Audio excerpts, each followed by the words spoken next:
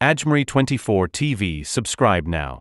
আল্লাহ রাব্বুল আলামিন বলেন, ওয়ানাজ্জালনা আলাইকাল কিতাবা তিবয়ানান লিকুল্লি শাই। ও নবী, আমি আপনার কাছে এমন একটি কিতাব দিলাম যেই কিতাবের ভিতরেই মানুষের জীবনের জন্য, পরকালের জন্য যা দরকার আমি আল্লাহ খুলে খুলে সব বয়ান করে দিলাম। আচ্ছা, সুবহানাল্লাহ কইতে কষ্ট হয় আপনাদের? কার কার হাত তোলেন তো। একবার সুবহানাল্লাহ বলে নাকি কয়টা? ভুল তো এই জায়গায় ডায়াগনস্টিক সেন্টারে ঢুকাইয়ে দিলাম এবার আপনাদেরকে। মানে আপনাদের রোগ নির্ণয় করা গেল, কেন সুবহানাল্লাহ মুখ দিয়ে আসে না। আপনারা মনে করেন একবার সুবহানাল্লাহ বলে নাকি 10টা, কইয়া লাপটাপ কি? সুবহানাল্লাহ একবার বলে 10 নাকি নয়। যেহেতু নবীজি বলেছেন, মান ক্বরাআ হারফাম মিন কিতাবিল্লাহি তাআলা ফালাহু আশার। যেই কোরআনের মাদ্রাসা আপনারা এখানে খুলেছেন, যে কোরআনের বাগান খুলেছেন, যে দুইটা ছোট্ট মাসুম বেগুনা বাচ্চার মাথায় পাগড়ি পরালাম, বিশ্বাস করুন আমার কলেজটা ভরে গেছে। মনে হয় যেন পৃথিবীর সব প্রশান্ত আটলান্টিক মহাসাগরের মুক্তাগুলি একটা ঝিনুকের ভিতরে ঢুকলে ঝিনুকের যেরকম মর্যাদা, এরকম 7 দরিয়ার পানি দিয়া যেই কিতাবের ব্যাখ্যা লিখলে শেষ হবে না, এই 7 দরিয়ার মুক্তাগুলি এই ছোট্ট একটা ঝিনুকের মাথার ভিতরে কে ঢুকাইয়া দিলেন?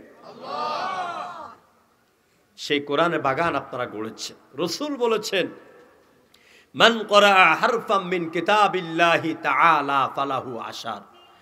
আল্লাহর নবী বলেছেন, যেই ব্যক্তি কোরআনের উপর ঈমান আনলো আর কোরআন থেকে বুঝে হোক না বুঝে হোক একটা হরফ, একটা অক্ষর তেলাওয়াত করলো, আল্লাহ পাক ওই বান্দা বান্দির আমল নামায় প্রতি অক্ষরের বিনিময়ে কম পক্ষে 10 নেকি লিখে দেয়।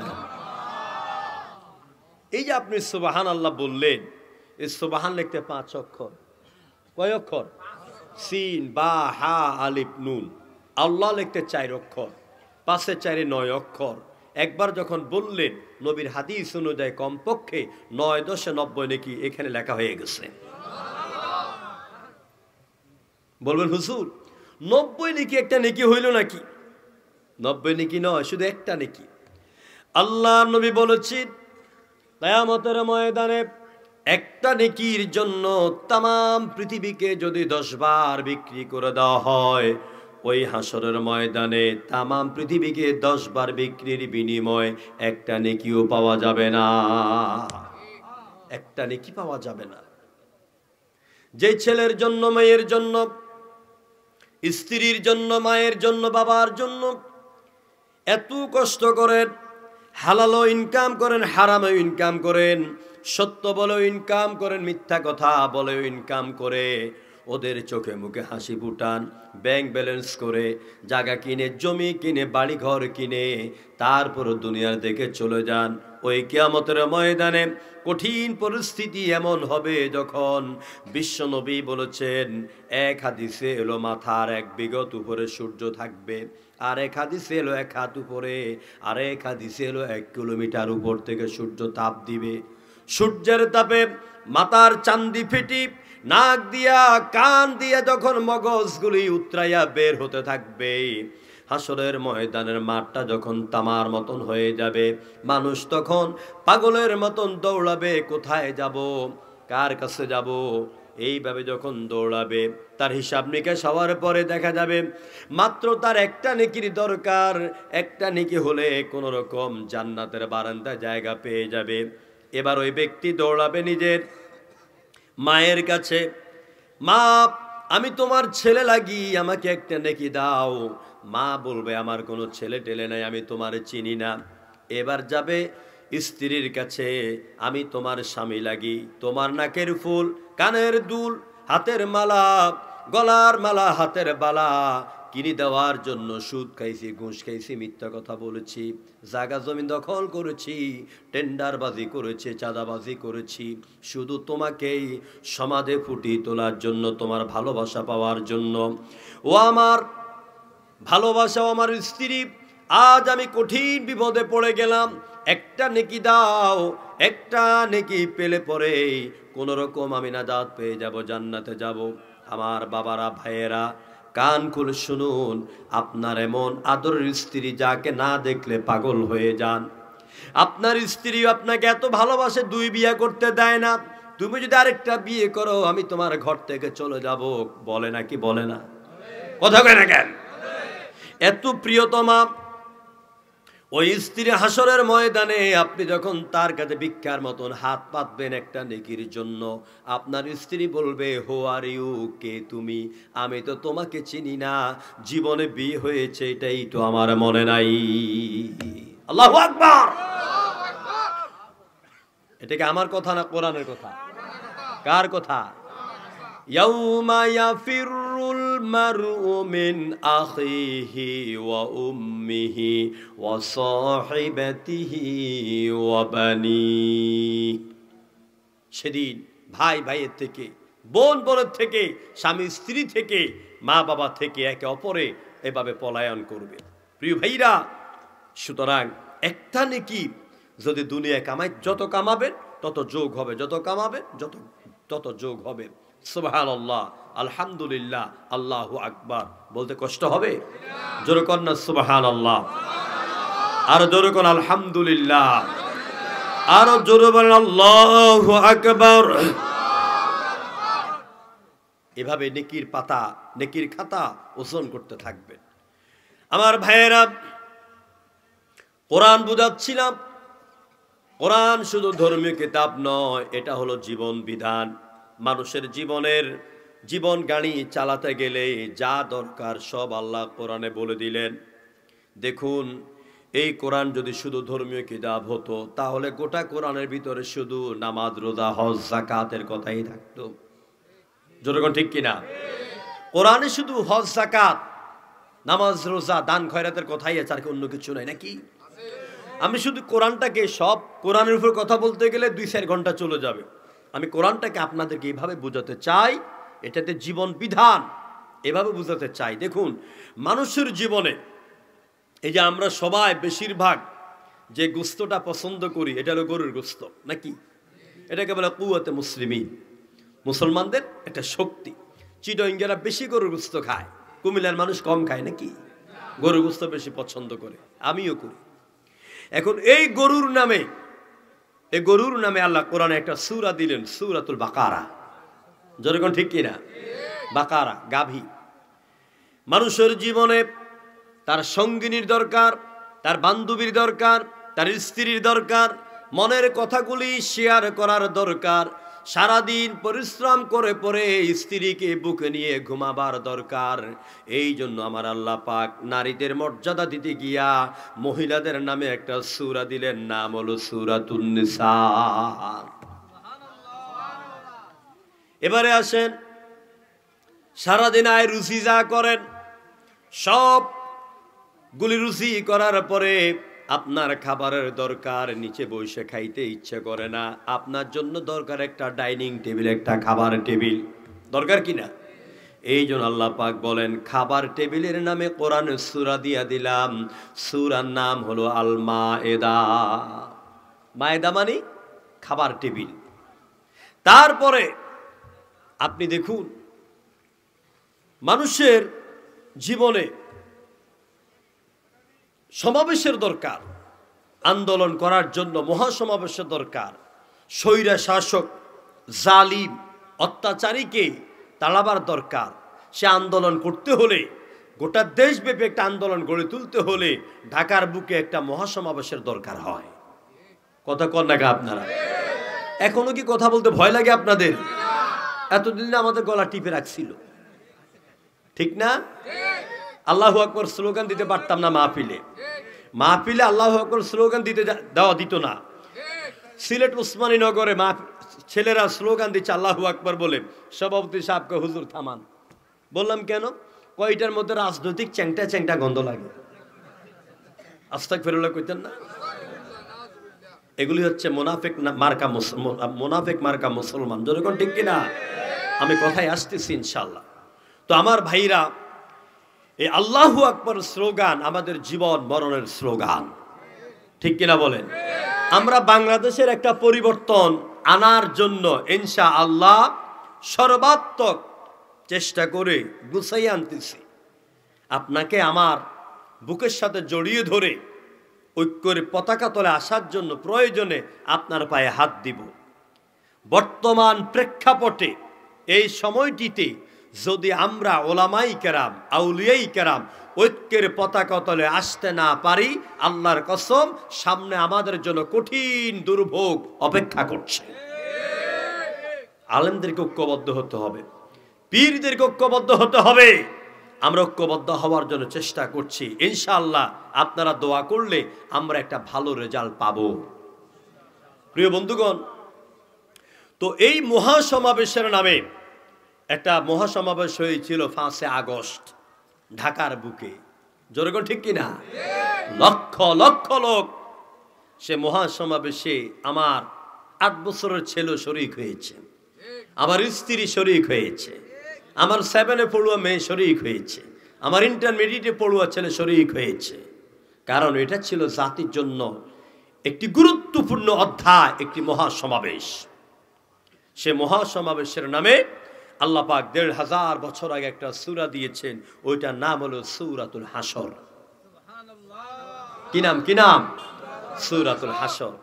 কোরআনের জীবন বিধান দেখেন, এই কোরআনে আল্লাহ সূরা দিয়েছেন সূরা আন-নমল। নমল মানে পিঁপড়া দিয়েছেন। সূরা আছে, মহিলা নামে সূরা আছে, মানুষের নামে সূরা আছে।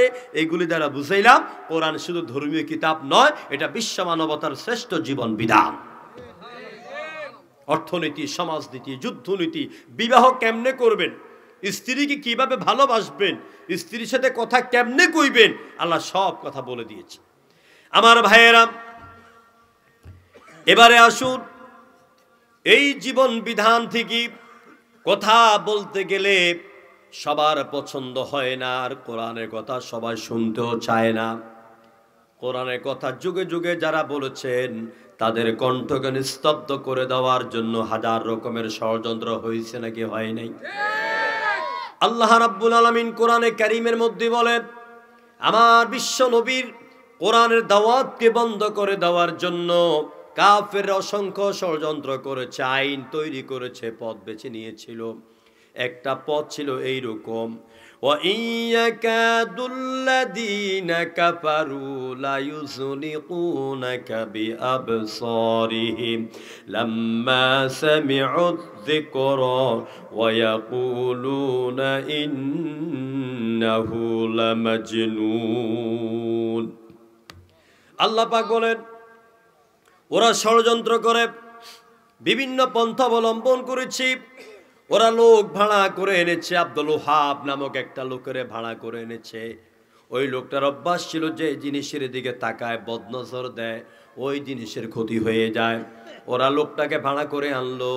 মুহাম্মদ যে কণ্ঠ দিয়ে কোরআনে দাওয়াত দেয়, মুহাম্মদের কণ্ঠের মধ্যে বদনজর লাগাও, যাতে করে মুহাম্মদের কণ্ঠ নষ্ট হয়ে যায়, কোরআনে দাওয়াত দিতে না পারে।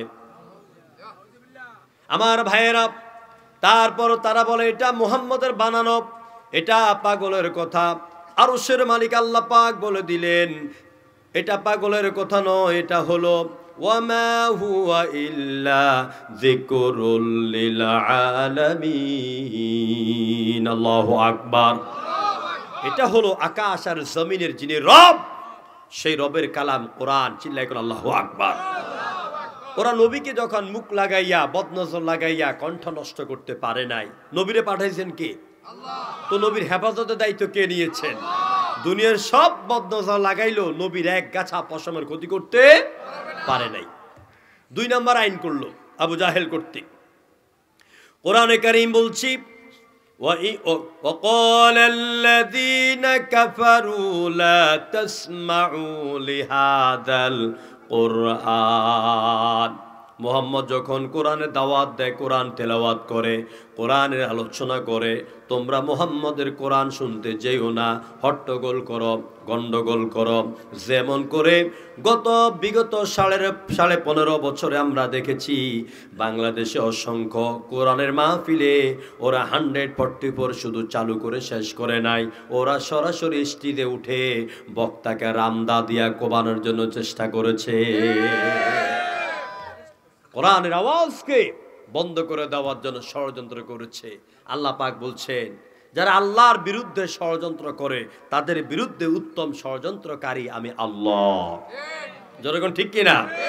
কোরআনের সাথে যারা বেয়াদবি করেছে এবং করবে তাদের 2টা শাস্তি বলেই আমি কোরআনে পর্ব শেষ করব। কোরআনে কারিমে আল্লাহ পাক বলেন, وَمَنْ أَعْرَضَ عَنْ ذِكْرِي فَإِنَّ لَهُ مَعِيشَةً ضَنكًا وَنَحْشُرُهُ يَوْمَ الْقِيَامَةِ أَعْمَى وَمَنْ أَعْرَضَ عَنْ ذِكْرِي, যারা আমার জিকির থেকে মুখ ঘুরায়। আমার দেশের কিছু পীর সাহেবেরা এখানে জিকির বলতে শুধু লা ইলাহা ইল্লাল্লাহ, সুবহানাল্লাহ, আলহামদুলিল্লাহকে বলেন, বুঝান না। এখানে জিকির মানে কোরআন। জিকির মানে কি?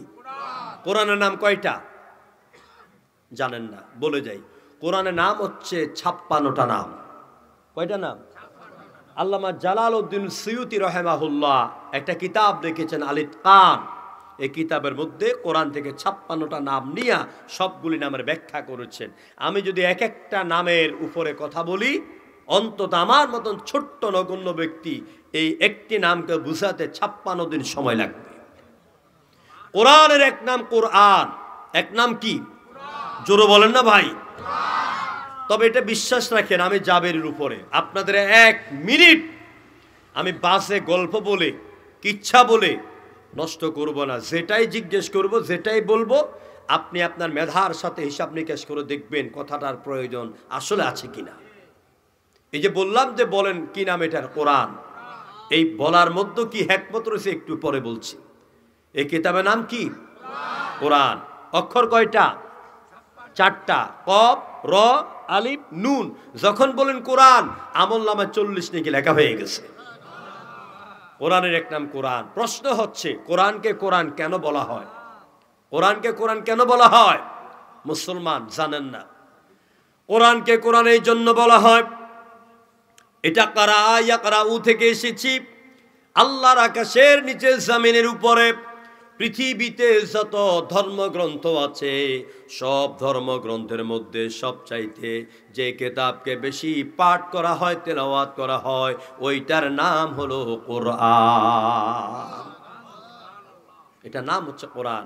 আমি ইন্ডিয়ার কৈলান শহরে 2013 সালে চ্যালেঞ্জ করেছিলাম, তোমাদের ত্রিপিটক, বেদ, বাইবেল, সারা দুনিয়া জুড়ে সব ধর্মের যত কিতাব আছে, তোমরা বিগত 50 বছর ধরে ওই সব কিতাব যা তেলাওয়াত করেছো, আমার কোরআন এরকম 50 বছর নয়, 5 বছর নয়, 5 মাস নয়, শুধুমাত্র বছরে একটা মাস কাবার চত্বর থেকে সারা দুনিয়ায় লঞ্চ, ট্রেন, স্টিমার, বিমান, মসজিদে, তারাবিতে যেই পরিমাণ তেলাওয়াত হয় রমজান মাসে, 1 মাসে যা তেলাওয়াত হয়, তোমাদের 50 বছরে সব কিতাব তেলাওয়াতের চাইতে কয়েক হাজার লক্ষ গুণ বেশি আমার কোরআন তেলাওয়াত হয়।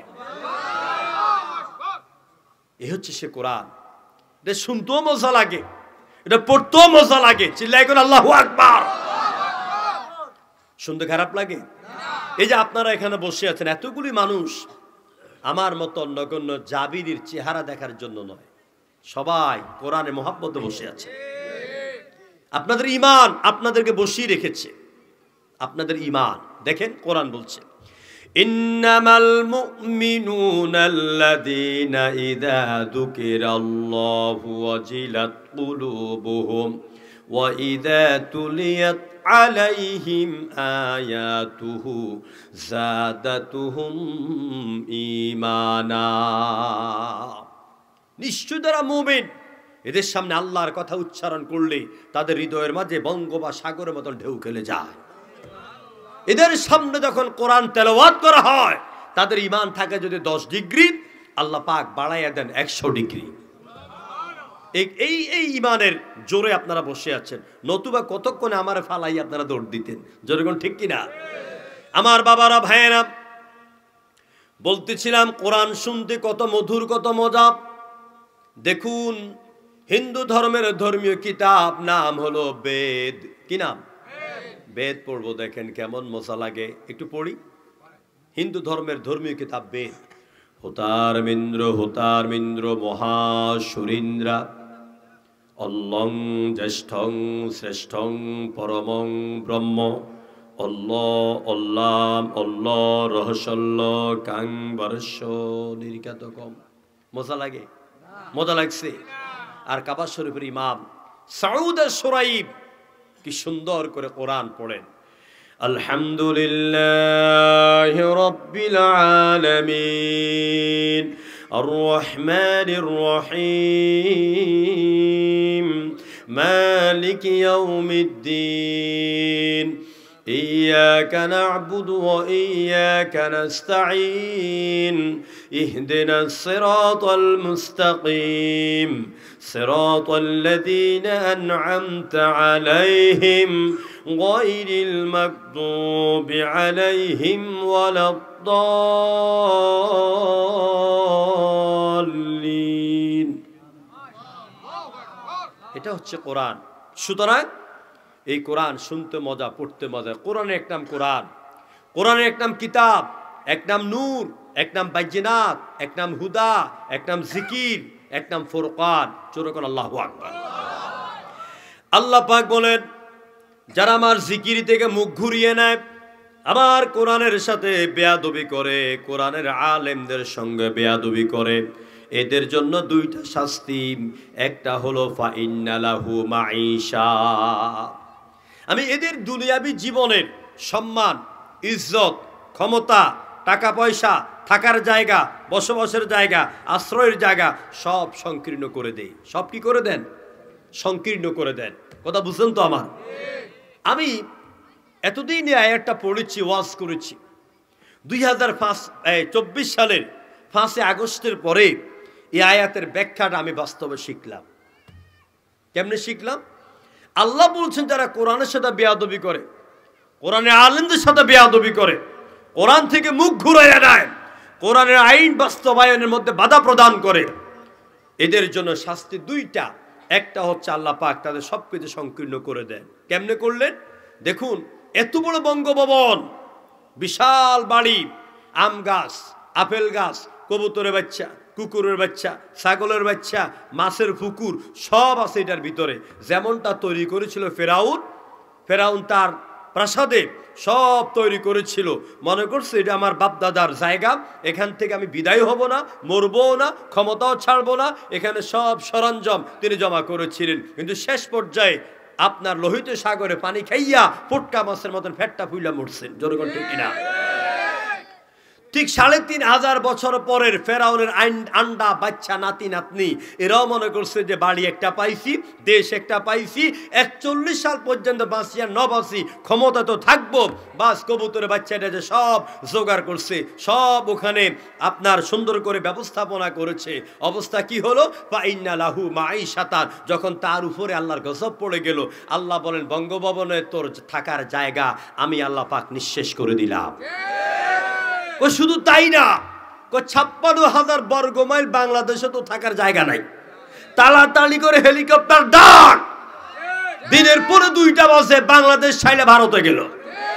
ভারতের এই যে কি জানি বলে, যেখানে নামলো যাইয়া প্রথম আগরতলাতে সাথে সাথে আমার এক ভক্ত আছে, আমার দিছে ইমুতে কল, হুজুর আপনার দেশের প্রধানমন্ত্রী আমার এয়ারপোর্টে দেখেন হেলিকপ্টার থেকে নামতেছে। তারপরে গেল, মাসখানে থাকলো। থাকার পরে লোকেরা কয় স্বামীর দেশ, শ্বশুরের দেশ। আমি এটি বুঝি না, কারণ জানি না, আল্লাহ মাফ করুক। ওখানে বললো যে না, এই দেশে থাকার জায়গা নাই, আপনি অন্যত্র ব্যবস্থা করেন। দেখেন, ফাইন্না লাহু মাঈশা। এত বড় ভারত, বাংলাদেশের মতন 29টা রাষ্ট্র মিলে একটা ভারত, ওখানে থাকার জায়গা হলো না। চলে গেল কাতারে মনে 5-6 দিন ছিল। কাতার গভর্নমেন্ট বলছেন, ম্যাডাম সরি, আমার আইনের মধ্যে খুঁজে পাই নাই আপনাকে জায়গা দেওয়ার, আপনি গো আউট, চলে যান। চলে গেল আবুধাবিতে।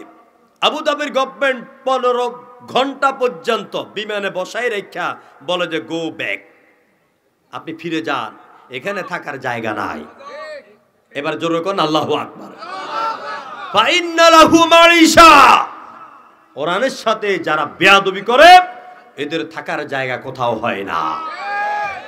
বিশাল পৃথিবীকে ডিমের মতন সংকীর্ণ বানায় দিলেন কে? আল্লাহ। এটা হলো দুনিয়ার গজব। আর বাংলাদেশে এটাও প্রথম।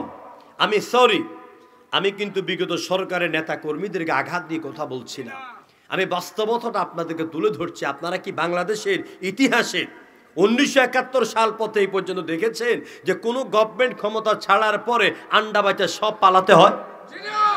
কেউ দেখেন নাই। কারণটা কি? কারণ হচ্ছে আপনি আমল এতটাই খারাপ করেছেন, আপনার গোটা আমলটা ব্ল্যাক লিস্টের মধ্যে পড়ে গেছে। এই জন্য আপনিও পালাইলেন, আপনার নেতারাও পালাইল। 2 নম্বর গজব হলো ওয়ানাহশুরুহু ইয়াউমাল কিয়ামাতি আ'মা, কিয়ামতের দিন হাসরের ময়দানে আমি আল্লাহ পাক এই কোরআন বিরোধীদেরকে অন্ধ করে তুলব। নাউযুবিল্লাহ। আমার বাবারা, ভাইয়েরা, লোকটা যখন চোখে দেখবে না তখন বলবে ক্বালা রাব্বি লিমা হাশারতানি আ'মা ওয়া ক্বাদ কুনতু বাসীরা। ও আমার রব, দুনিয়াতে আমি চোখে দেখতাম, এখন কেন চোখে দেখি না? আমার আল্লাহ জবাব দিয়া দিবেন ক্বালা কাযালিকা আতাতকা আয়াতুনা ফানাসিতাহা ওয়া কাযালিকাল ইয়াউমা তুনসা। এই না ফরমান, এই বেয়াদব 4.5 দিনের ক্ষমতা পাইয়া, বাহাদুরি পাইয়া, অহংকার বশত আমার কোরআন থেকে, আমি আল্লাহর বিধান থেকে যেভাবে মুখ ঘুরাইলি, আজকে হাসরের ময়দান আমি আল্লাহ তোর থেকে মুখ ঘুরাইলাম। বলেন ইন্না লিল্লাহি ওয়া ইন্না ইলাইহি রাজিউন। আল্লাহ যদি সেদিন তার কোন বান্দা থেকে মুখ ঘুরান, গোটা পৃথিবীতে, আকাশে, জমিনে, হাসরের ময়দানে তাকাবার মতন কোনো ব্যক্তি থাকবে? কেউ থাকবে না। সুতরাং আমি কোরআন নিয়ে আর কথা বলবো না। কোরআন জীবন বিধান, এটার সাথে বেয়াদবি করা যাবে না। যারাই বেয়াদবি করেছে তারা পৃথিবীর ইতিহাসের আস্থা কুড়ে নিক্ষিপ্ত হয়েছে আর জাহান্নামী হয়ে গেছে। 2 নম্বরে, ইসলাম হলো জীবন, একটি পরিপূর্ণ জীবন ব্যবস্থা। এটা গতানুগতিক, আপনার ধর্ম নয়। ইহুদি ধর্ম, বৌদ্ধ ধর্ম, খ্রিস্ট ধর্ম, যার দাস ধর্ম, ইহুদি ধর্মের মতন এটা গতানুগতিক কোনো ধর্ম নয়। এই ইসলামের এই দিন, এই জীবন ব্যবস্থার শুরু থেকে শেষ পর্যন্ত মানুষের জীবনে যা দরকার আমার আল্লাহ পাক এই বিধান ইসলামের মধ্যে দিয়ে দিয়েছে। 3 নম্বরে, নবী শুধু ধর্মীয় নেতা নন, ধর্মীয় নবী নন। আমার নবী হচ্ছেন বিশ্ব মানবতার সর্বকালের, সর্বযুগের সর্বশ্রেষ্ঠ নেতা। ঠিক কিনা বলেন? নবীর মতন নেতা পৃথিবীতে কেউ আছে? অনেকে বলেন হুজুর আপনারা নবীকে নেতা বলেন কেন? তো নেতা বলবো না কি বলবো? নেতা আরবি ইমাম। নেতা আরবি কি? নবীর কি ইমাম বানাবেন না মুক্তাদি বানাবেন? ইমাম। নবী কেমন নেতা, কেমন ইমাম দেখেন। দুনিয়ার নেতারা যখন সংগ্রাম লাগে, যখন যুদ্ধ লাগে, যখন মারামারি লাগে, কাটাকাটি লাগে, তখন কুমিল্লা শহরের মধ্যে সবচেয়ে উঁচু বিল্ডিং 10 তলার মধ্যে ঢুকে যায় আর কর্মীদেরকে হাতের মধ্যে বোমা দিয়া, ককটেল দিয়া, পিস্তল দিয়া পাঠাইয়া দেয়, লগি বইটা দিয়া পাঠাইয়া দেয়। রক্ত যা লাগে তোরা দে, আর কোনো সমস্যা হইলে আমাকে ফোন দিবি, আমি অমুক জায়গায় সেভে আছি। কথা কয় না? ঠিক কিনা বলেন? এটা হচ্ছে দুনিয়া নেতাদের বৈশিষ্ট্য। নিজেকে সেভ, অন্যের মায়ের বুক খালি হোক, নেতার কিছু যায় আসে না। কারণ নেতারা তো কর্মীদেরকে হাতের লাঠির মতন ব্যবহার করে। এ হলো দুনিয়াবি নেতা। বিশ্ব নেতা নবী মুহাম্মদের দিকে তাকায়া দেখি, হযরতে ওমর যখন আল্লাহ নবীকে হত্যা করার জন্য তরবার নিয়ে ছুটে চলল, খোঁজ পেতে পেতে যখন মক্কার কোনো পাহাড়ের গুহায় আল্লাহ নবীর খবর পেলেন, গুহার থেকে একটু দূরেই গুহার মুখে দাঁড়ানো আল্লাহ নবীর সাহাবী ভিতরে দৌড় দিয়ে গেলেন, ইয়া রাসূলুল্লাহ খাত্তাবের ছেলে উমর নাঙ্গা তরবারি নিয়া পাগলা ঘোড়া নিয়া পাগলের মতন তীব্র গতিতে ছুটে আসতেছে, না জানি কোন বিপদ হয়ে যায়। এবার আল্লাহ নবী সাল্লাল্লাহু আলাইহি সাল্লাম দেখেন কেমন নেতা, বলতে সাহাবী তুমি ভিতরে চলে যাও, তোমাকে তুমি সেভ করো, তুমি তোমাকে রক্ষা করো, তোমরা সবাই নিজেকে রক্ষা করো, আমি নবী মুহাম্মদ উমরের মোকাবেলার জন্য যথেষ্ট। কি নেতা! সাহাবীদেরকে বলছেন ভিতরে সেভে থাকো, রক্ত দেওয়া লাগলে আমি দিব, জীবন দেওয়া লাগলে আমি নবী দিব, মোকাবেলা করা লাগলে আমি করব। জোরে করে আল্লাহু আকবার। আমার বাবারা, ভাইয়েরা, এই জন্য আমার নবীও নেতা, সাতা মাতাও নেতা। কবি কি সুন্দর করে বলেন, কত রকম নেতার নীতি প্রজার নীতি দেখলাম, দুঃখ হায় রে দুঃখ ছাড়া আর কিছু না পেলাম। ঠিক কিনা বলেন? তাই তো তখন আমার মনে পড়ে সোনার মাদিনা, রসুল আমার কাজে কর্মের অনুপ্রেরণা, রসুল আমার ভালোবাসা। বলেন, রসুল আমার ভালো, রসুল আমার আলোর আশা, রসুল আমার প্রেম বিরহের মূল আলোচনা,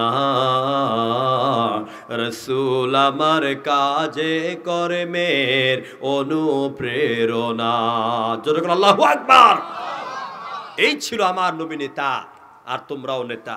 সুতরাং শেষ কথা হচ্ছে, ভূমিকার এইভাবে কোরআন শুধুমাত্র ধর্মীয় কিতাব নয়, বরং এটি জীবন বিধান।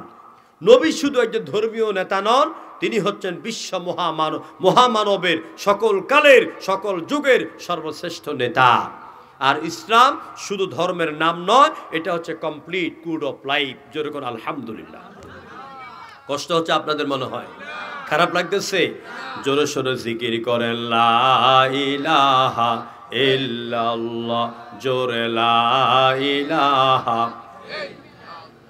আরো জোরে লা ইলাহা। নেই কেহু নেই আল্লাহ ছাড়া, লা ইলাহা ইল্লাল্লাহ। পাখির গানে গানে, হাওয়ার তানে তানে, ওই নামেরই পাই মহিমা, ওই নামেরই পাই মহিমা, হলে আপন হারালা ইলাহা, জোরে লা ইলাহা ইল। অল্প করে দেন। চা নেই? চা নেন আপনারা? এটা ঠান্ডা পানি। জোরে লা ইলাহা। বক্তার জন্য চা লাগে, তাহিরি তো খায় কফি, আমরা খাই চা। কি বলেন? হ্যাঁ, দরা খাইছে নাকি জানি না, কি লেগে, আল্লাহ মাফ করুক বলে আমিন। আমরা কোনো আলেমের ব্যথা বেদনায় আমরা আনন্দিত নই। প্রিয় বন্ধুগণ, আসুন আমরা কোরআন থেকে আর 30 মিনিট কথা বলবো। কষ্ট হবে আপনাদের? সবাই পড়েন, ধৈর্য থাকলে বলা যাবে ইনশাআল্লাহ। সবাই পড়েন। আউযু বিল্লাহি মিনাশ শাইতানির রাজিম, বিসমিল্লাহির রহমানির রহিম। সাব্বাহা লিল্লাহি মা ফিস সামাওয়াতি ওয়া মা ফিল আরদ ওয়া হুয়াল আজিজুল হাকীম। ইয়া আইয়ুহাল্লাযীনা আমানু লিমা তাকুলুনা মা লা তাফআলুন, কাবুরা মাকতান ইনদাল্লাহি আও তাকুলু মা লা তাফআলুন, ইন্নাল্লাহা ইউহিব্বু ইউহিব্বুল্লাযীনা ইউকাতিলুনা ফী সাবিলিহি সাফফান কাআন্নাহুম বুনিয়ানুম মারসুস। সাদাকাল্লাহুল আযীম। আমানতু বিল্লাহ। সূরা আস-সফ মহাগ্রন্থ আল কোরআনে কারীমের এটি হচ্ছে আপনার 109 নম্বর সূরা, 61 নম্বর সূরা, 61 নম্বর সূরা। এই সূরাটি নাযিল হয়েছে মদিনা আল মুনাওয়ারায়। এর মধ্যে রয়েছে 2টি রুকু এবং 14টি আয়াত। বাক্য রয়েছে 221টি, অক্ষর রয়েছে 924টি। জোরে কোন সুবহানাল্লাহ, আর জোরে কোন সুবহানাল্লাহ। যে আয়াতগুলি আপনাদের সামনে আমি তেলাওয়াত করেছি, সে আয়াতগুলির অর্থ হচ্ছে আল্লাহ রাব্বুল আলামিন তিনি বলছেন, সাব্বাহা লিল্লাহি মা ফিস সামাওয়াতি ওয়া মা ফিল আরদ। আকাশ আর জমিন এর মধ্যে যা রয়েছে সব রাজত্ব একমাত্র আল্লাহর। কার রাজত্ব? নবমণ্ডল সমূহে আর ভূমণ্ডলে রাজত্ব একমাত্র আল্লাহর। আর এই মহাবিশ্বে যা কিছু আছে সবাই তাসবিহ, গুণগান, প্রশংসা করছে। চিল্লায় বলেন তো কার? আল্লাহ।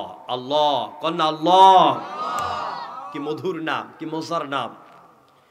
ওয়াহুয়াল আজিজুল হাকিম, তিনি এমন এক আল্লাহ যিনি মহাপরাক্রমশালী, বিজ্ঞানময়, এক অপ্রতিরোধ্য শক্তির নাম আল্লাহ।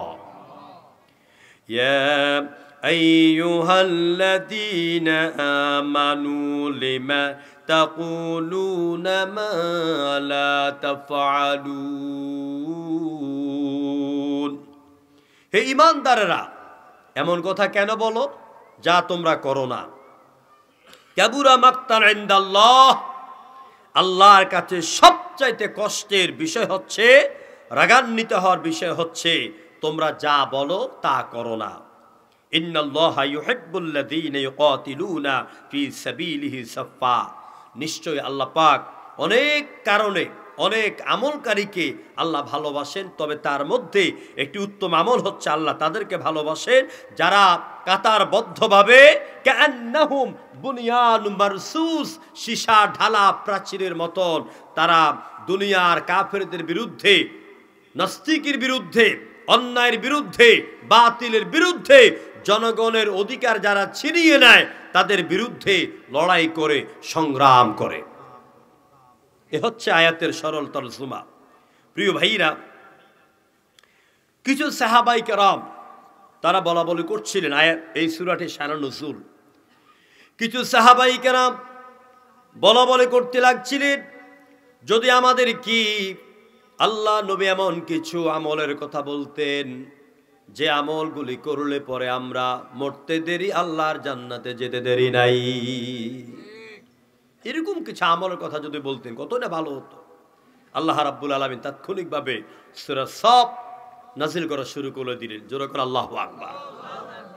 এখন যখনই এই সূরার মধ্যে জিহাদের কথা এলো, সংগ্রামের কথা এলো, লড়াইয়ের কথা এলো, জিহাদের ময়দানে যেতে হবে, নিজের মায়ের পেটের ভাই কুফরি মতবাদে বিশ্বাসী, তুমি তার বিরুদ্ধে লড়াই করতে হবে, এরকম আয়াত যখন নাযিল হয়ে গেল, তখন নবীর সাহাবীদের মধ্যে কিছু সাহাবী আস্তে আস্তে লেজ গুটাইয়া এরা পালাতে লাগলো, গড়িবাসি করতে লাগলো, এটা তো পারব না, এটা পারবো না। তখনই আল্লাহ পাক এই আয়াত নাযিল করে বুঝালেন যে কাবুরা মাকতান ইনদাল্লাহ আন তাকুলু মা লা তাফআলুন।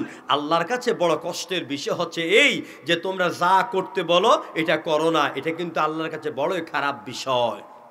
প্রিয় ভাইরা, এই মর্মে আল্লাহ পাক এই সূরাটি নাযিল করেন। সূরার শুরুতে আল্লাহ পাক বলছেন সাব্বাহা লিল্লাহি মা ফিস সামাওয়াতি ওয়া মা ফিল আরদ। যেহেতু মাহফিলের নাম তাফসীরুল কোরআন মাহফিল, আমি কিন্তু তাফসীর করার যোগ্যতা আমার নাই, কারণ এখন তাফসীর করতে পারে তারা যারা ভাইরাল যুক্ত কথা বলতে পারে, এমন কিছু চমক চমক কথা বলে লোকেরা দেখে কয় এটাই মনে বাংলাদেশের বড় বক্তা। যখন ঠিক কিনা, লোকেরা ওর পিছনে দৌড়ায়। এমন কথার আমার কেন প্রয়োজন যেটা মুসলিম মিল্লাতের মধ্যে ভাঙ্গন সৃষ্টি করবে। আমার এক জনপ্রিয় বক্তা বললেন যে নামাজের আগ ছাড়া আর ওযুর দরকার নাই। কয় নেই? শুনছেন মনে হয়? আমাদের ভাই, আমার স্নেহের ভাই, অনেক স্নেহের ভাই, ওর আমার ওয়াজের বয়স যত, ওর মূল বয়স এই 2-1 বছর পার্থক্য হবে অত। লক্ষ্য বিতর্কিত কথা। কয়েকদিন কি বলল? মানুষের কলব বাম দুধের 2 আঙ্গুল 4 আঙ্গুল নিচে না, এটা তাই কপালে। সারা বাংলাদেশে ধরাই দিল বিতর্কের একটি অবস্থা। করোনার সময় বলল যারা ইমানদার নামাজ পড়ে রেখেও মরে না, সব মরে কাফের। অথচ ইতালি, লন্ডন, বাংলাদেশে কত জায়গা, কত ইমাম, কত মুহাদ্দিস, কত আলেম, কত মুসলমান মারা গেল। এরপর আইয়ে ক্ষমা চায়। কয়েকদিন আগে কি জানে কোন মহিলার নিয়ে কি কথা বলল। এই যে বিতর্ক, এই বিতর্কিত কথা তো আমার তাফসীরের জগতের নয়। কেন বলেন এগুলি? এমন ভাইরাল হওয়ার প্রয়োজন নেই যে ভাইরালে আমাকে অপমান করে দেয়। মহিলাকে ওর কোলে তুললো, ওরে মহিলার কোলে তুললো, ছবি দিল, এটা আমাদের জন্য বড় বদনাম। বিশ্বাস করুন, অনেক জায়গায় অনেক প্রশ্নের সম্মুখীন হতে হয় এই নবাগত ভাইরাল বক্তাদের জন্য। আপনার সামনে কোরআনে দলিল দিয়ে কথা বলেন, মাশাআল্লাহ, কোটেশন দিয়ে কথা বলেন, আলহামদুলিল্লাহ। অবান্তর কথা না বললে হয় না। মুসলমানদের মধ্যে ঐক্য করতে হবে, ভাঙ্গন নয়। জনগণ ঠিক কিনা?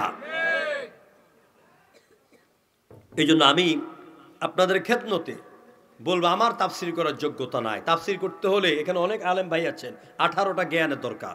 কয়টা জ্ঞান? 18টা জ্ঞানের দরকার। 1 নম্বরে কোরআন শুদ্ধ করে তেলাওয়াত শিখতে হবে। 2 নম্বরে কোরআনের শাব্দিক অর্থ জানতে হবে। 3 নম্বরে আরবি গ্রামার অনুযায়ী তারকিব জানতে হবে। 4 নম্বরে আরবি গ্রামার জানতে হবে, সিয়ার জানতে হবে, আদব জানতে হবে, ইতিহাস জানতে হবে, ভাষার মাধুর্যতা লাগবে, মান্তেক লাগবে, বালাগাত লাগবে, ফাসাহাত লাগবে, ভাষার সৌন্দর্য লাগবে। আল্লামা সাঈদীর ভাষা শুনে অমুসলিম কাফেরেরা পর্যন্ত চমকপ্রদভাবে দাঁড়িয়ে থাকতো। ঠিক কিনা বলে? কি ভাষার প্রাঞ্জলতা! আজকে আমরা মঞ্চে উঠে উমুক কাফের, তুমুক কাফের, কাফের ফতোয়ার বান্ডেল পকেটে লইয়া মঞ্চে উঠি, উমুক বাটফার, তুমুক সিটার। গোটা তাফসীর মাহফিলকে ধ্বংস করে দিয়েছে।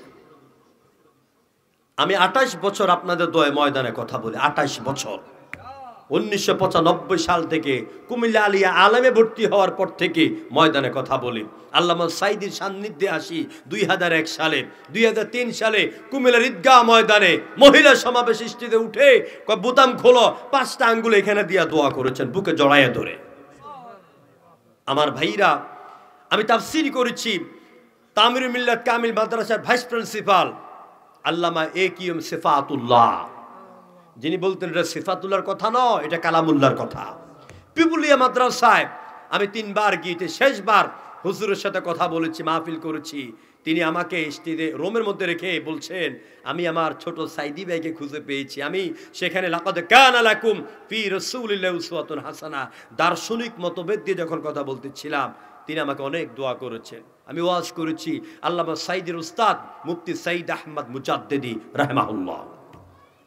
আমার ভাইরা, বাংলাদেশের তাফসীর জগৎকে এখন আমরা খেলতামশার আর ভাইরালের মঞ্চ বানাই ফেলছি। কোরআন বুঝতে হবে। আল্লামা সাঈদীর মাহফিলে যে ব্যক্তি আসছে, হুজুর যদি আজকে নামাজের ওয়াজ করেছেন, 1 লক্ষ মানুষের মধ্যে 10,000 লোক হলো 5 ওয়াক্ত নামাজ পড়ার সিদ্ধান্ত নিয়ে বের হয়েছেন। প্রিয় বন্ধুগণ, আসুন আমরা কোরআন জানবো। আল্লাহ আমাদেরকে ধৈর্যের সাথে শোনা তৌফিক দেখ বলে আমিন। আল্লাহ রাব্বুল আলামিন বলেন, আকাশমণ্ডলী আর জমিনে যা কিছু আছে সবাই তাসবিহ পেশ করে প্রশংসা করে আল্লাহর।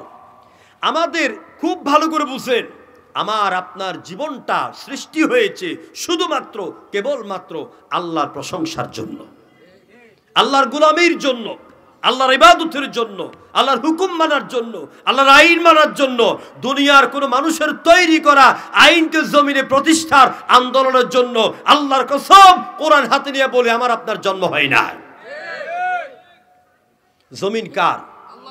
এত আস্তে কইলেন? জমিন কার? আল্লাহর। এই যে আপনাকে দিয়ে আমি চিল্লাচ্ছি, এটা লাভ কি হবে জানেন? আপনার আমলনামায় তো লেখা হচ্ছে কিয়ামতের দিন আপনার দুইটা ঠোঁট সাক্ষী দিবে যে আল্লাহ কোরআনের ময়দানে বসে তোমার তাওহীদের স্বীকৃতি দিয়েছিল। এই জন্য কথা বলবেন আমার ভাইয়েরা। আল্লাহর প্রশংসার জন্য আল্লাহ পাক আমাদেরকে বানালেন, এই জন্য আল্লাহ পাক বললেন বান্দা লাউ খাও, কদু খাও, গোস খাও, কবুতর খাও, যত মজার মজার খানা খাও, দেশি মুরগি খাও, ফার্মের মুরগি খাও, যা মজার মজার খানা খাইবা, খাইয়া একবার বলো আলহামদুলিল্লাহি রাব্বিল আলামিন। পড়েন সবাই আলহামদুলিল্লাহি রাব্বিল আলামিন। সব প্রশংসা কার? সব প্রশংসা কার? আল্লাহ। মানুষ আল্লাহর প্রশংসা করবে, এটাই হচ্ছে আল্লাহর বিধান। আল্লাহ পাক বলেন বান্দারে আমার প্রশংসা কেন করবা, আমার তাসবিহ তুমি কেন পেশ করবা? তুমি শুধুমাত্র তোমার দেহের দিকে, তোমার স্ট্রাকচারের দিকে, তোমার বডির দিকে একবার তাকায়া দেখো। আমি আল্লাহ পাক তোমার 3.5 হাত বডির ভিতরে কত কত নিয়ামত দিলাম। যে ক্ষমতা দিয়ে এত বাহাদুরি করেন, যে শক্তি দিয়া পিস্তল ধরে আরেক ভাইয়ের বুকটাকে ঝাঁসরা করে দেন, যে পিস্তল দিয়া, যে বন্দুক দিয়া পুলিশ প্রশাসন তোমাদেরকে জাতির প্রহারাদার বানালো, কিন্তু নিজের ক্ষমতা, নিজের চাকরি বাঁচাতে গিয়া, নেতারে খুশি করতে গিয়া গুলি করে করে মুগ্ধ আর আবু সাইদের মতন অসংখ্য যুবক আর যুবতীদেরকে হত্যা করেছ। যখন ঠিক কিনা? কত মায়ের বুক খালি করেছে। আল্লাহ পাক বলে বান্দারে এই যে তোমার দেহের মধ্যে আমি এত নিয়ামত দিলাম, কি সুন্দর 2টা চোখ দিলাম, যেরকম দেন নাই? কি সুন্দর 2টা চোখ দিলেন, কি সুন্দর ঠোঁট দিলেন। কোরআনে কারীম বলছে আলাম নাজআল লাহু আইনাইন ওয়া লিসানান ওয়া শাফাতাইন ওয়া হাদাইনাহুন নাজদাইন। আলাম নাজআল লাহু আইনাইন, ইন্টারোগেটিভ সেন্টেন্স, প্রশ্নবোধক চিহ্ন। বান্দা আমি কি তোমাকে 2টি সুন্দর চক্ষু দেই নাই? যেরকম দেন নাই? 2টা চোখ দিয়েছে। এই 2টা চোখ যদি না দিতেন পৃথিবী হয়ে যেত অন্ধকার, নিজের মা দুঃখিনীর চেহারা দেখতে পেতেন না। রাসূলুল্লাহ বলেছেন কোন বান্দা, কোন সন্তান যদি নিজের মা বাবার চেহারার দিকে নেক নজর একবার তাকায়, আল্লাহ পাক আল্লাহর বান্দার আমলনামার মধ্যে একটা কবুল হজের সওয়াব লিখে দেয়। কি সুন্দর চোখ, কত সুন্দর দৃশ্য দেখি, আকাশের গায়ের চন্দ্র দেখি, গোলাপ ফুলের পাপড়ি দেখি, নিজের সুন্দর বউয়ের মুখখানে দেখি, কলজার টুকরা সন্তানদের চেহারা দেখে এই সন্তানদেরকে বুকের সাথে জড়ায় আলোই। আল্লাহ পাক বলে বান্দারে আমার প্রশংসা কেন করবা? শোনো, এই যে তোমাকে 2টা চোখ দিলাম, এই চোখগুলি দিয়া ভিতর যে কালো মধ্যমণিটা দিলাম, কালো রংটা, চোখের রাজাটা, এটা কোকিলের গায়ের রংকে হার মানিয়ে ফেলে, মেঘনা নদীর জলকে হার মানিয়ে ফেলে। এই চোখটা দিয়ে আমি আল্লাহ পাক এমনি এমনি ছেড়ে দেই নাই। আশরাফ আলী থানভী তার সৃষ্টির দর্শন কিতাবের ভিতর লেখেন আল্লাহ পাক চোখ দিয়া এত সুন্দর করে চোখ বাঁধাই করে দিলেন। চিকিৎসা বিজ্ঞানীরা বলেছেন এক একটা চোখের সামনে এবং পেছনেই 26,000 চিকন চিকন সূক্ষ্ম রগ আছে। এই রগগুলি দিয়ে আল্লাহ চোখটাকে বাঁধাই করে দিয়েছে। 2 চোখে 52,000 রগ। আল্লাহু আকবার।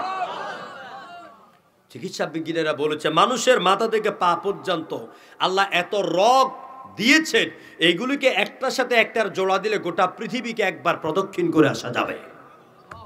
অথচ পৃথিবীর আয়তন কত? পৃথিবীর আয়তন হচ্ছে বিজ্ঞানীদের মতে প্রায় 13 লক্ষ মিলিয়ন লাইট ইয়ার্স। 13 লক্ষ মিলিয়ন আলোকবর্ষ। এই বিজ্ঞানের হিসাব বুঝতে গেলে আমার আরো 5 মিনিট লাগবে, আমি সেই দিকে যাচ্ছি।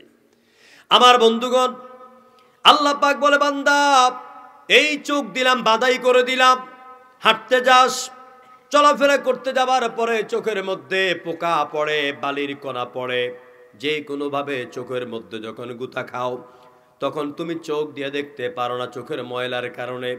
তুমি কোথায় পাবে পানি, কই পাবে পানি, কিভাবে পানির কাছে যাবা, বিপদে পড়ে যাবে। এই জন্য আমি আল্লাহর প্রশংসা কেন করবা? মাথা খাটাই একবার বুঝো, আমি আল্লাহ পাক তোমার দুই চোখের কোঠার ভিতরে দুই কৌটা পানি রেখে দিলাম। একটু পোকা পড়ার পরে যখন আঙ্গুল দিয়ে হালকা চাপ দাও, তোমার অজান্তে চোখের পানি বের হয়ে যায়। প্রিয় বন্ধুগণ, আল্লাহ পাক বলেন, বান্দা চোখ দিলাম, এই চোখ পাইয়া সব কিছু দেখিস, প্রশংসা করিস। যে মালিক তোকে চোখ দিল, ওই মালিকের প্রশংসা কেন করিস না? একবার শুধু বল আলহামদুলিল্লাহি রাব্বিল আলামিন। এরপর আল্লাহ পাক বলেন, আলাম নাজআল লাহু আইনাইন ওয়া লিসানান ওয়া শাফাতাইন ওয়া লিসানান। ফেলের আলামত, জিহ্বা কয়টা? জোরে কথা কন না আপনারা। জিহ্বা একটা। খাবার খান কয় রকম? হ্যাঁ, অনেক রকম। প্রিয় ভাইয়েরা, খাবার খাইতে যাইয়া চিকন চাউলের এক মজা, মোটা চাউলের আরেক মজা, দেশি চাউলের এক মজা, মেশিনে কাটা মিনিকেট চাউলের আরেক মজা। মাছ খাইতে যান, টাকি মাছের ভর্তা একরকম, রুই মাছের ভর্তা আরেক রকম, দেশি শিঙের এক মজা, চাষের শিঙের আরেক মজা, ফার্মের মুরগির এক মজা, দেশি মুরগির আরেক মজা। যেরকম ঠিক কিনা? আল্লাহ পাক বলে, বান্দার জিহ্বা দিলাম একটা, এতগুলি কেমনে বুঝিস? একবারও কি চিন্তা করেছিস নাকি? আমার আল্লাহ পাক জিহ্বার মধ্যে যা দিলেন, পৃথিবীর চিকিৎসা বিজ্ঞানীরা প্রমাণ করেছে আল্লাহ পাক জিহ্বার উপরের স্তরের মধ্যে 17,000 সেল দিয়ে দিয়েছে। CELL, sell. সেল মানে কোষ। 17,000 সেল দিয়ে কয়, বান্দা যা খাইতে পারিস জন্মের মতন খা। খাইয়া লাউ দিয়ে শীতকালে, মাসকলা ডাইল দিয়া আর শৈল মাছ দিয়ে পাকাইয়া মজা করে খাইয়া একবার শুধু বল আলহামদুলিল্লাহ। কি বলবি? কি বলবি? আলহামদুলিল্লাহ। আমি কিন্তু আপনাদেরকে তুই তো আকারই করছি না। আমাদের বক্তাদের অনেকের ভাষা সুন্দর না, অথচ আল্লাহ বলছেন ওয়াকুলু লিন্নাসি হুসনা, মানুষের সাথে সুন্দর ভাষায় কথা বলো। তুই তাই করে কথা বলে কোথায় পেয়েছেন? আল্লামা সাইদির জীবনে কি এরকম একটা শব্দ শুনেছেন?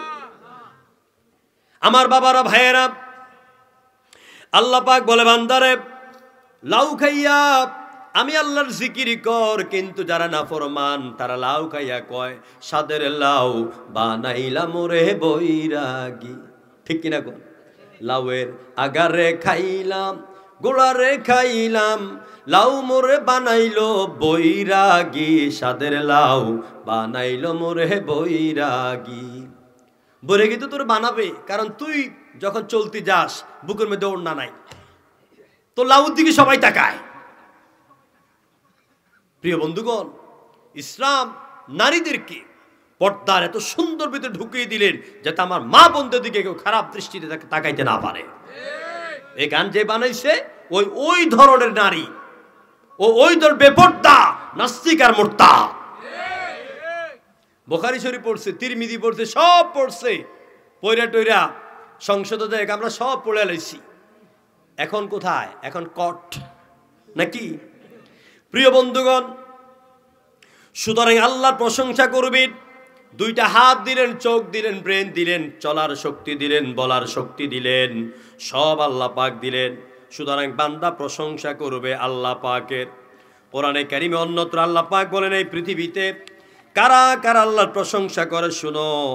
ওই যে আকাশে অসংখ্য অগণিত ফেরেশতা, ফেরেশতারা প্রশংসা করে কার?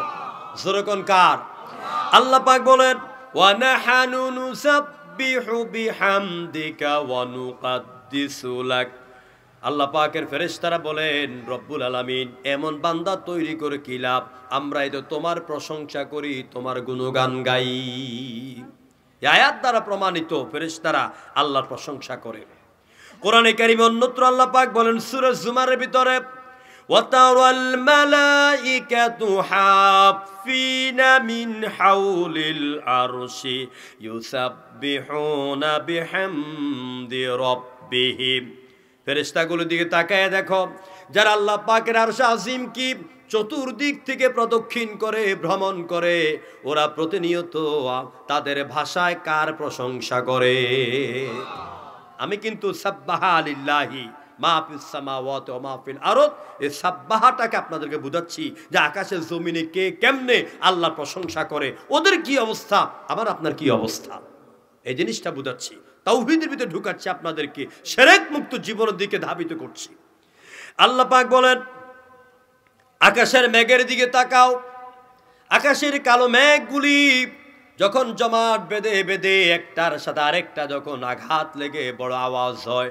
আমরা বলি ঠাডা মারছে যেরকম ঠিক কিনা ঠাডা মারছে এটাকে আকাশের গর্জন বলা হয় কোরআন বলছে ওই আকাশের গর্জন মারে আর গর্জনে কি কয় শোনো ওয়ায়ুসাব্বিহুর রাউদু বিহামদি ওয়াল মালাইকাতা মিন খিফা আকাশের ওই মেঘের গর্জন ওই আওয়াজ আর ফেরেশতারা তারা সকলে ভয়ে ভয়ে আল্লাহর প্রশংসা করে অর্থাৎ আকাশের মেঘমালার চাকাগুলি আল্লাহর ভয়ে এরা চলতে চলতে এরা হুঁশ হারায় ফেলে তখন মেঘের চাকা একটার সাথে আরেকটা অদেখা ভাবে যখন বাড়ি খায় তখন আমরা বলি আকাশে ঠাডা মারছে আসলে কিন্তু তারা তাদের ভাষায় আল্লাহর প্রশংসা আদায় করছে চিল্লাই করে আল্লাহু আকবার প্রিয় ভাইয়েরা এরপর আল্লাহ পাক বলেন পাহাড়ের পাখিগুলির দিকে তাকাও তোমার বাড়ির চারপাশের গাছপালার পাখিগুলির দিকে তাকাও তারা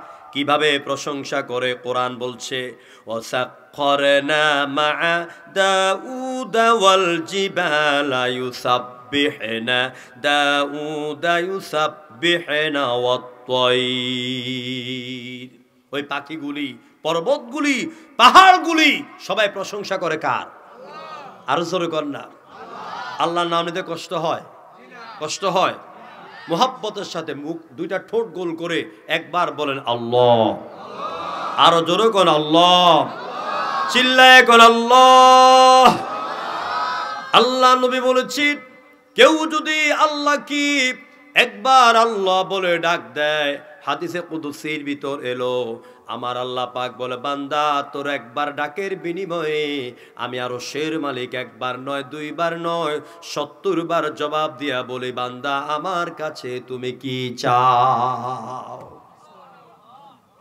রাতের গভীরে বিপদে পড়ে গেছেন কারা ডাকবেন হিন্দু খ্রিস্টান বৌদ্ধ পারসিক জারদাস সাদা কালো বেগুনি বাদামি দল মত বর্ণ নির্বিশেষে সবাই বিপদে পড়লে কেউ কয় গড কেউ কয় ভগবান কেউ বলে ঈশ্বর এভাবে সবাই কিন্তু আল্লাহকে ডাকে যেরকম ঠিক কিনা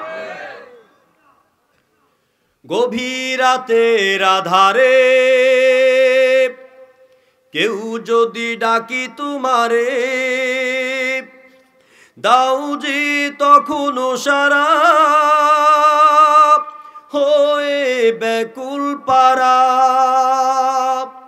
কাউকে নিরাশ করো না এমনই রহম তোমার কাউকে নিরাশ করো না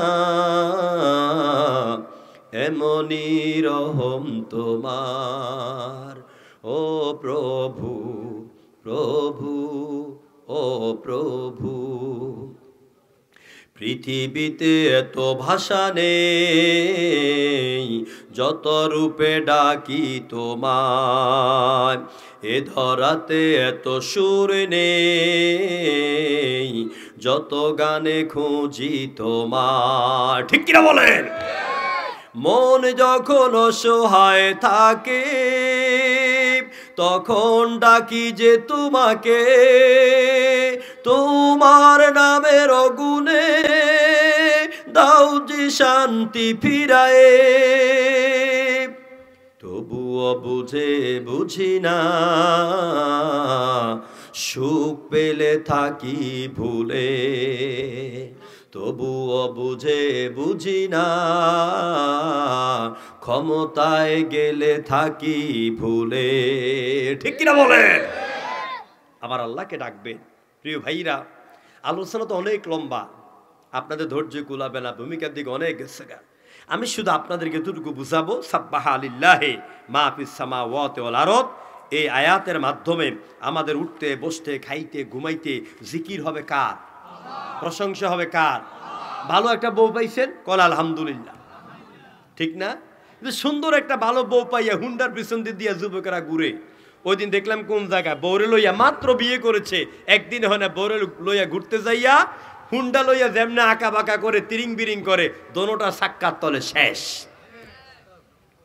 শেষ। বউ সুন্দর পাইছেন, কোন আলহামদুলিল্লাহ। একটা আদর্শ মা বাপ পাইছেন, বড় হওয়ার পর দেখেন মা বাপ নামাজ পড়ে, আপনাকে নামাজের কথা বলে, কোন আলহামদুলিল্লাহ। আমি আল্লাহর দরবারে শুকর আদায় করি, মার কবর আজকেও জিয়ারত করেছি। মা 23 সালের 17 মাস চলে গেলেন। মা যে আমাকে দিনের পথে দিয়েছেন, যদি এতটা বুঝতে পারতাম, মার দুইটা পাও যেন মুখের ভিতরে ঢুকে দিয়ে চুষতাম আর বলতাম, মা তোর কাছে আমার গোটা জীবনকে আমি ঋণী করে দিলাম। দিনের পথে দেন সন্তানদেরকে, ইসলামের পথে দেন, আলেম বানান, হাফেজ বানান। কারণ এই ছেলেগুলি সব ভাইয়েরা ভুলে গেল যে ছেলেটাকে আলেম বানাইছেন মা বাবার কথা ভুলতে পারে না। যখনই কোরআন স্টাডি করে, যখনই পড়ে ওয়াকাদা রাব্বুকা আল্লা তা'বুদু ইল্লা ইয়্যাহু ওয়া বিল ওয়ালিদাইনি ইহসানা, তখন আব্বা আম্মার কথা মনে পড়ে যায়। আমার বাবারা, ভাইয়েরা, সুতরাং আল্লাহর প্রশংসা করবি, জীবনের সব ভালো পাইয়া বলবেন আলহামদুলিল্লাহ। ইসলাম নামক দিন পাইয়া বলবেন আলহামদুলিল্লাহ। রদিতু বিল্লাহি রাব্বা ওয়া বিল ইসলামে দীনা। আল্লাহকে রব পেয়েছি, ইসলামকে দিন পাইছি, মুহাম্মদকে নবী পাইছি। খুশি হব কার উপরে? কার উপরে? সিল্লাই কোন আলহামদুলিল্লাহ। যারা আল্লাহকে রব মানে না, আল্লাহকে মানে না, এরা ঈশ্বর ঈশ্বরী, পরমেশ্বর পরমেশ্বরী, ব্রহ্মা সাবিত্রী, কামদেব কামদেবী, নারায়ণ নারায়ণী, শিব দুর্গা, দেব দেবী, এদের পূজা করে। ওরা কি বেশি ভালো? ওরা বেশি ভালো নয়। জগতের ভালো মানুষ হচ্ছে আমরা, যারা আমরা এক কথা বলি, লা ইলাহা ইল্লাল্লাহ, সাব্বাহা লিল্লাহি মা ফিস সামাওয়াতি ওয়াল আরদ। সুতরাং আমি আপনাদের এখানে শেষ করে দিব আলোচনা। আপনাদের খেদমতে অনুরোধ করব, যে আল্লাহর প্রশংসা করছেন, আল্লাহর প্রশংসা করার সবচাইতে উত্তম মাধ্যম হলো নামাজ। যেরকম কি নামাজ। পর্দার আড়ালে মা বোনেরা, যুবক ভাইয়েরা, মুরব্বী বাবারা, অযথা সময় নষ্ট করবেন না, দোকানে যাই আড্ডা দিবেন না, মোবাইল টিপি টিপে ফরজ নামাজের জামাতগুলিকে পরিত্যাগ করবেন না। আপনার প্রত্যেকটি সময় গুরুত্বপূর্ণ সময়। মসজিদে আজান হয়, যুবকেরা মোবাইল টিপে নাটক দেখে, আরো কি কি জানিয়েছে, কি কি গেম খেললে অনেক ছেলেরা মেন্টাল হয়ে যাচ্ছে। কি জানি একটা গেম আছে না, হ্যাঁ, ফ্রি ফায়ার না? ও ফ্রি ফায়ার, আমার মাইকগুলি ভালো, মাশাআল্লাহ, আল্লাহ তার ব্যবসা বরকত দেখ বলে আমিন। এই ফ্রি ফায়ার খেললে অনেক জায়গায় ছেলেরা ধ্বংস হয়ে যাচ্ছে। আমার মুসলমান ভাইয়েরা, আমার চৌয়ারার ভাইয়েরা, অনুরোধ করে যাই, কিয়ামতের ময়দানে আল্লাহ পাক মানুষ থেকে যত বিষয় হিসাব নিবেন, সর্বপ্রথম হিসাব নিবেন ফরজ নামাজের। কিসের হিসাব? ফরজ নামাজের। মসজিদে যখন আজান হয়, কি সুন্দর করে আজান দেয়, হাইয়া আলাস সালাহ।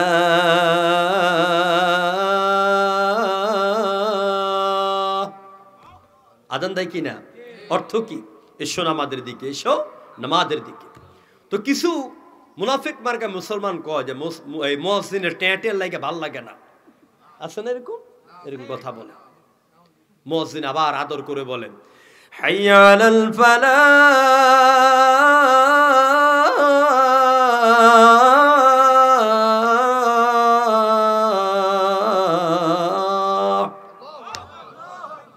এসো কল্যাণের দিকে, এসো মুক্তির দিকে, এসো নাজাতের দিকে, তোমার রবকে সেজদা দাও, ওয়াসজুদ ওয়াকতারিব, রবকে সেজদা দে আর রবের কাছে চলে যা। সুবহানাল্লাহ। নামাজগুলি পড়বেন, সন্তানদেরকে নামাজি বানান, পরিবারকে নামাজি বানান, আর পাশাপাশি কোরআনটাকে বুঝার মতন বুঝেন, ইসলামকে বুঝার মতন বুঝেন। এবং আজকের মাহফিল থেকে এই ইমানটা নিয়াম, এই শিক্ষাটা নিয়াম এই উদ্দেশ্য নিয়ে, এই টার্গেট নিয়ে, এই সিদ্ধান্ত নিয়ে বাড়িতে যান, আমি একজন মুসলমান, আমার জীবন বিধান কোরআন। এই কোরআন শুধু মসজিদে আর খানকার ভিতরে থাকতে আসে নাই। এই কোরআন দিয়া যদি দেশ চালাইতে পারি তাহলে দেশ শান্তি হবে, চুরি বন্ধ হবে, বাটপারি বন্ধ হবে, ডাকাতি বন্ধ হবে, হাইজাক বন্ধ হবে, সন্ত্রাস বন্ধ হবে, চাঁদাবাজ বন্ধ হবে। যেরকম ঠিক কিনা? এই জন্য কোরআনের পক্ষের লোকদেরকে পাঠাইতে হবে বাংলাদেশের পার্লামেন্টে। রাজি আছেন আপনারা? কোরআন দিয়া আমরা তো দেখছি, অনেক দেখছেন, আমার মুরব্বী বাবা যারা আছেন, ওস্তাদুল্লাহ মুরব্বী, অনেক দেখেছেন। ইংরেজের শোষণ দেখেছি, আইয়ুবের শাসন দেখেছি, শেখের ভাষণ শুনেছি, সবগুলোর দিন দেখা শেষ। আগামী দিনের দেশ হবে আল্লাহর কোরআনের বাংলাদেশ। কারা কারা চান?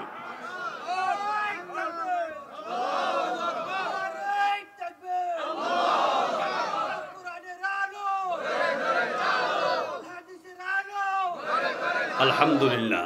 প্রিয় ভাইয়েরা, এই মাদ্রাসাটি বড় নিয়ামত এই এলাকার জন্য। জঙ্গলপুর নুরানি তালিমুল কোরআন হেফজ মাদ্রাসা এতিমখানা। কেউ উঠবেন না, আপনাদেরকে অনুরোধ করি। আমরা মুনাজাত করবো আব্বা আমার জন্য, দেশের জন্য, মাত্র আর 5 মিনিট অনুরোধ করছি, কেউ উঠবেন না। এই মাদ্রাসার আলোকেই তো মাহফিলটা হয়েছে, ঠিক কিনা বলেন? এই মাদ্রাসা টিকে থাকুক, আপনারা চান কিনা? আমার ভাই কি নাম জানি, উনি বলেছেন শিক্ষকদের বেতন দিতে পাচ্ছেন না। শিক্ষক